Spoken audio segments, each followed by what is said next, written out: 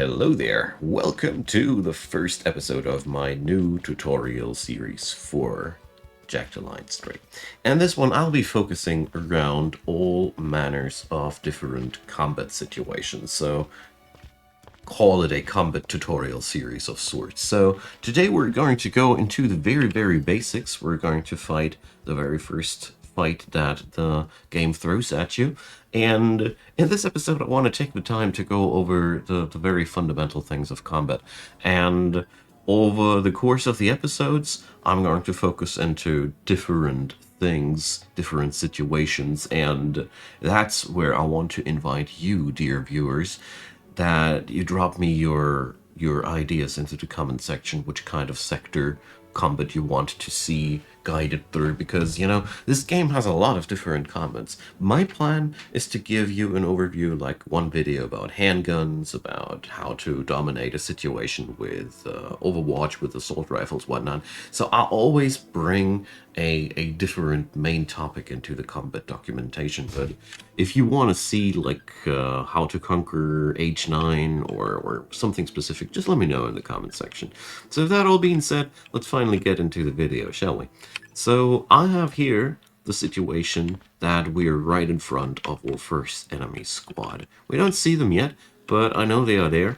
We've already seen them. If we go over there, you will get that mark here down there where I'm hovering my mouse, and that's a negative. No clear giving you a info about where the enemy's at. So the very first thing that I want to talk about, use the hiding mode, the sneak mode. So if you are thinking that there might be enemies somewhere around, you should always be sneaking, because that gives you so many bonuses, but that's just one thing to note.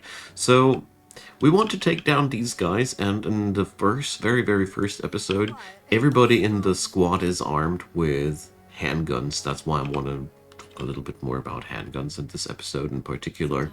We're also going to go over the aiming system and how to position yourselves. I'm not going to talk too much about stealth kills and whatnot.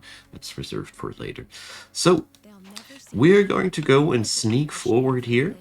And as long as there is no exclamation mark above their heads, they're not noticing you at all. I'm going to show you how it looks like when you're doing it wrong, so you know. You see that? And there's a exclamation mark now, and there's that red bar slowly filling beneath her portrait. If that bar is full, the enemy will notice you, and combat will go in. And you can also check out that red bar is also visible on the character down here in front of her. There's slowly that red bar building up, starting from the center. I personally prefer the portrait. Anyway, so that's how you sneak up and stay there. So before you start any fight, try to get yourself as much information about where the enemies are at. That's really good. Whoa. And this is something that can always happen, and that's why you should always have a hot finger on F5 to quick save before you position your people, so you can press F9 in situations like these and just reload. Especially when you're new to the game, it is often happening that you're positioning yourself badly or something like that, and stuff gets unnecessarily complicated. So we're pressing H here to go into sneak mode. And another thing that I personally found extremely helpful, when you press O, you go into the overview mode. I don't know, I find that so much more easier to to plan out things here. Okay, so what happened? Meltdown got spotted. She was positioned somewhere out there where she shouldn't have been. So that's why you should always have your folks here somewhere behind cover. If you want to give them even more hiding capabilities, you go into a prone stance. Okay, but let's get into the killing. So the first thing that we're going to do is we're positioning our folks somewhere where they can safely take down the enemy. We have one guy over here, two guys over here. So we're going to spread out our squad a little bit like this. So your teammates at the beginning of the game are all relatively samey when they're wielding guns. handguns, they want to get up close to take the shot. So we're going to do this like that. We're going to take these two guys over to this guy. We're trying to take this one here out first, and then we're going to take care of these folks. Okay, so while we're in stealth, the enemy cannot see us, so I can now press this button here, or press 1. And down here you see the range bar. Oh, this fox is getting spotted. Which is kind of a shame, frankly. Repositioning for ambush. So that guy's right now.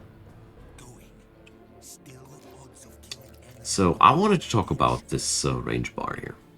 They were interrupting me, rude people. So it's pretty simple. The middle sliver here is the ideal range of your weapon. If the mark goes beyond that, you are beyond the optimal range of the weapon, and by right-clicking you can spend extra action points and mitigate that. The further it goes beyond that, the more aiming it requires to take any hit. Ideally, you want to be in the lower 50% of that range. More about that in another episode. For today, that's all we need. So let's get on in there and finally take the shot on this guy. I just wanted to explain to you before I shoot how this is working. So we're going to take good aim, and let's see if we can pop a headshot here. That didn't work. It's quite often not working with handguns when the distance is too high or the shooter is not too skilled. But luckily it's Fox. Her unique skill, everybody has one, is that she's retaining the action points from the opening attack, which is amazing. So you can always spend a opening attack with her and not lose anything. So Got a clear shot here. In a situation like this, we have a clear shot, we have a good range, and here, you see, I can spend at least 4 action points, so under no circumstances I will be able to shoot 3 times. So I'm going to spend my action points as good as possible to hit as much as possible. But before I do, I think about another thing. Is my merc currently in cover? The answer here is yes. You see that blue shield icon. She's also in crouch, so I don't need to reserve any action points. I strongly recommend you to end your turn in cover, always. So, how about the talking? Let's get into one shot for 6 action points. And the other one we're going to take for the remaining 5 action points. I didn't go for any other area than the torso, because sometimes you just want to dish out raw damage and take out the enemy. Headshots would deal more damage. We could go for a groin shot here, but that's harder to hit, and as you see, there's always some risk involved. It's much safer in situations like these to just take the torso shots, which just hit with lower amounts of damage, but, you know, they just get the job done, and that's what we want. So, we've taken down this guy here. I want to show you one difference here. Raider and Fox, they're not hidden anymore. So these guys, they know where they're at, either by seeing them, or by hearing where the gunfire's at, or by their allies pointing at them. I don't know. But either way, these guys have been spotted, and they're not hidden anymore.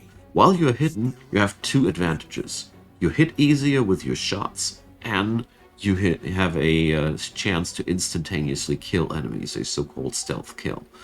So we're going one step ahead here, and here, again, the question, is Barry behind cover? Yes, he is.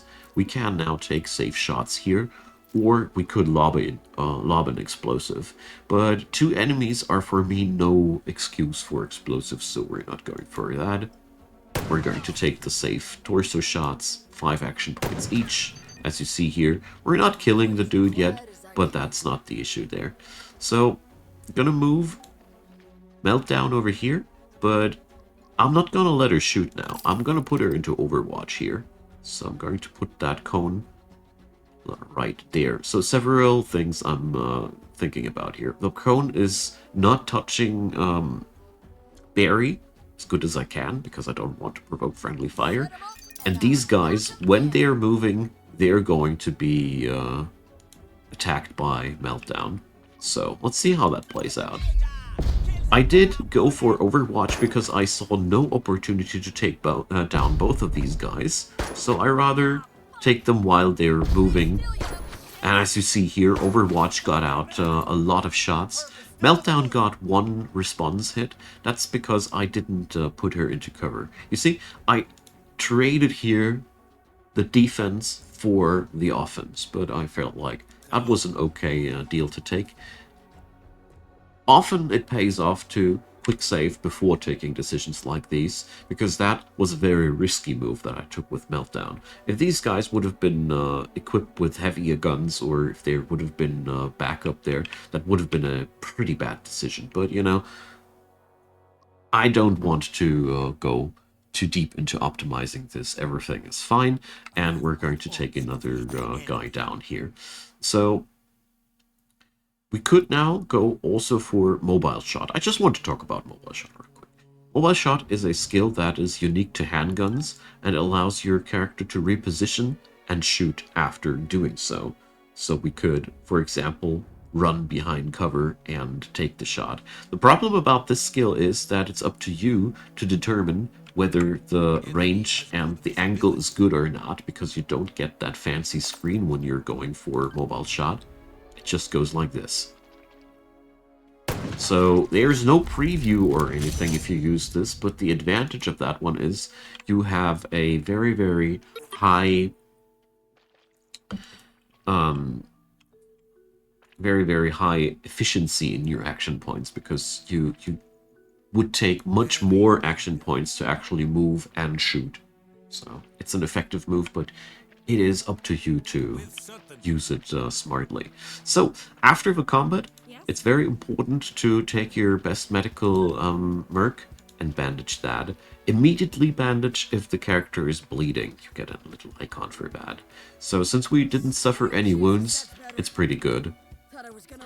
So that's the basics about ranged combat and engaging into situations. I'm going to leave the episode at that point, because I feel like I hope I have given you the basics to get yourself into the game with that, the combat game I mean, and in the next episode we're going to take the opportunity to talk a little bit more about the next more difficult fight and about other ways to kill enemies. So I hope you're going to tune in.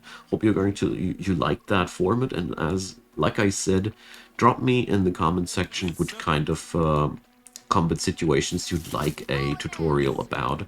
I'd love to do the work for you and give you a nice walkthrough through the situation.